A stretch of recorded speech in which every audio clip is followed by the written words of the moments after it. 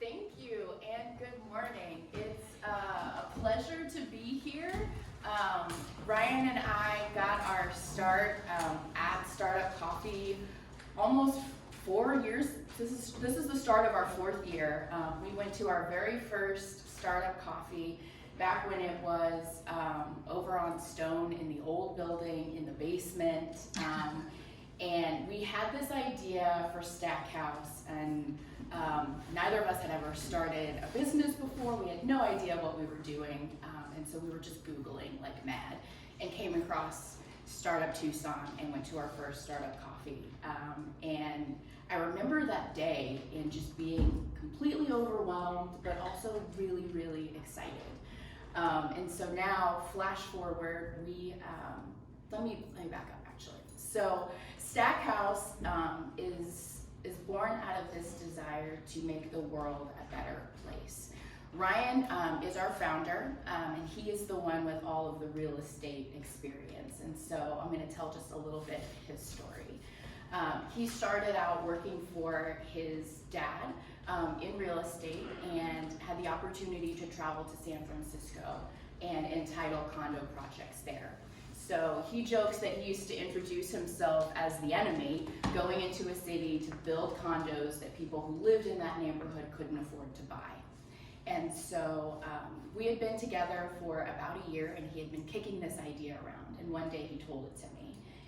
He was like, I have this idea for shipping containers and tiny houses. And I said, absolutely, let's do that. Let's figure out how.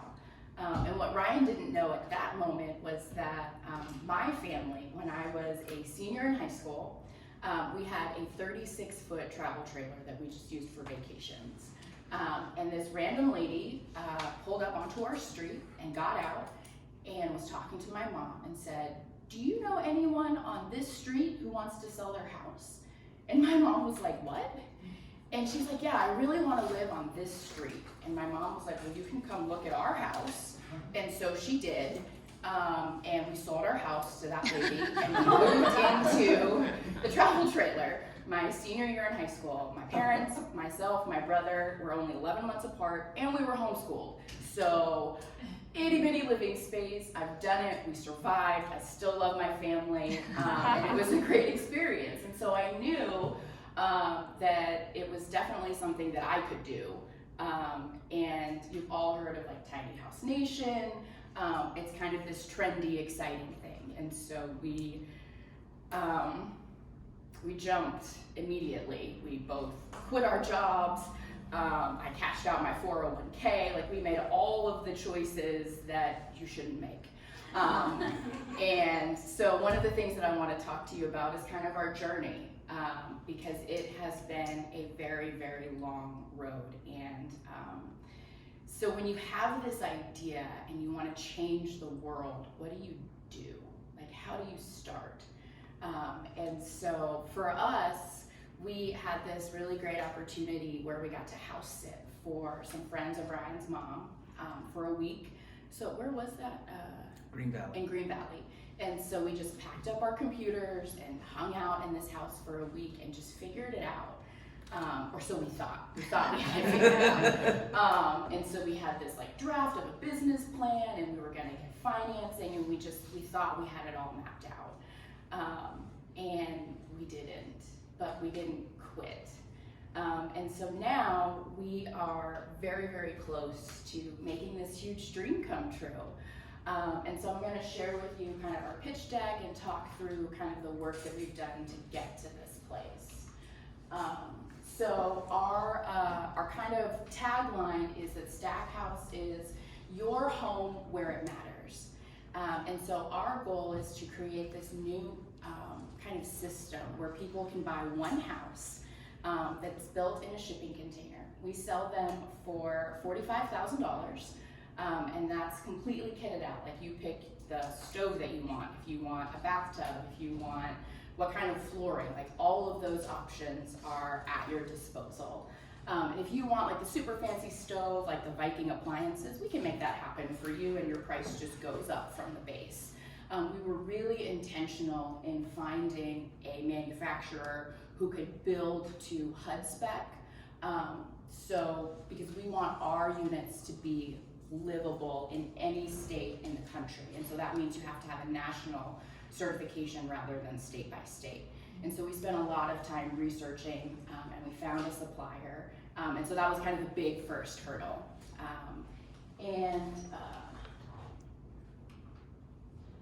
It's fine, I'm not even gonna bother with the slides. So we found our manufacturer, and then we had to figure out where are we gonna put all of these homes. And so with Ryan's background in real estate, we started meeting with local developers, and we looked at 4 sites in Tucson before we found the one that we were actually able to buy.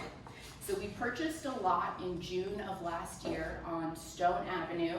For those of you who are familiar with Tucson, it's right in front of the Sahara, which is a student housing complex. There's an itty bitty vacant lot that's about 12,000 square feet, and we purchased that lot with a loan from an investor that we met at Startup Tucson. He was one of the first connections that we made, and we probably knew Adam for 2.5, 3 years before he wrote that check for us. And so another lesson over here is that it takes a long time to get traction and to make progress. So we purchased our property, and as we're kind of moving along and trying to make things happen, one of the things you learn a lot is that your team is really important, who you have working for you or with you. And so we had to find an architect. And we probably met with 5 to 7 to a lot. There were a lot of emails, a lot of phone calls. Because again, Stackhouse is kind of this amazing new idea that's never been done before. And so we had to find someone who was willing to take a risk and spend their time when they could be working for a client actually making money to create this new vision. And so we brought our architect, Randy Jacob, on about a year and a half ago. We were really lucky to find someone who was excited about what we're doing. So we kind of checked that box, and then we kept moving on, trying to raise money, and the thing that I want to say is, when you think you have a box checked, be careful. Because things change and they move and they morph, and you think you have something on lock, and I've learned that nothing is done until the check is in the bank or you're holding the thing, and that I just kind of had this emotional moment in my soul. Sorry. It takes a really, really long time, and so I think even more important than having a good idea is having the grit to keep going. We've ridden so many roller coasters, so many ups and downs. A good story is last year we had an article come out in the local paper, and an investment team reached out to us, and they flashed $10 million in front of our faces, and we were so excited, dreams coming true. And we went through due diligence with them. We had probably 6 or 7 meetings, and then they just ripped the rug out from under us. We got to terms, and they presented an offer that was just completely, I don't want to say patently offensive, but it was pretty close. It was nothing in line with what we had been discussing. And so you just, as an entrepreneur, you have to get used to these kicks in the gut. But you keep going. And so one of the things I do want to show you, there it is. So this is our new design.